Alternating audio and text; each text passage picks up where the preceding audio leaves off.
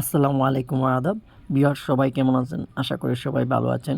আমি S M Shiba ABI TV 24 day YouTube চ্যানেলের পক্ষ থেকে সবাইকে স্বাগত জানিয়ে শুরু করছি আজকের ধারাবাহিকতা। আমি এখন এই মুহূর্তে দাঁড়িয়ে আছি সুরমা নদীর পাড়ে এবং দক্ষিণ সুরমা এলাকায়। এই যে দক্ষিণ সুরমা এলাকায় বন্যার কারণে বিগত 2 মাস ধরে মানুষ এখনও পানিবন্দী অবস্থায় আছেন। আমরা জানি সিলেট অঞ্চলের বেশ কয়েকটি নদ নদীর পানি কমছে, সিলেটেও পানি কমছে, কিন্তু এখনও কিছু কিছু এলাকায় পানিবন্দী অবস্থায় লোকজন আছেন। সিলেটে বৃষ্টিপাতের কারণে সিলেট অঞ্চলের এখনও পানিবন্দী আছে বেশ কিছু এলাকা,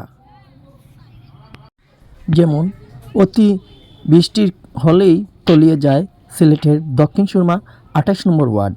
আমরা সেই এলাকায় গত কয়েকদিন আগেও ঘুরেই দেখেছিলাম, প্রায় পানিবন্দী অবস্থায় আছেন 1,500 থেকে 2,000 পরিবার।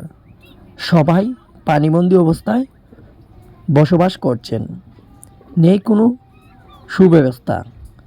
বাসা থেকে বেরোবার সুবিধা না থাকার কারণে পানিবন্দী অবস্থায় অনেক কষ্টের সাথে জীবন কাটাচ্ছেন বসবাসকারী দক্ষিণ সুরমা 28 নম্বর ওয়ার্ডের বসবাসকারী মানুষ।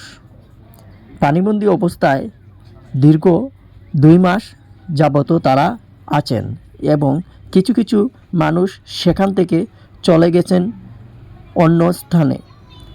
তবে কবে আসবেন সেটিও কেউ সঠিকভাবে বলতে পারছেন না।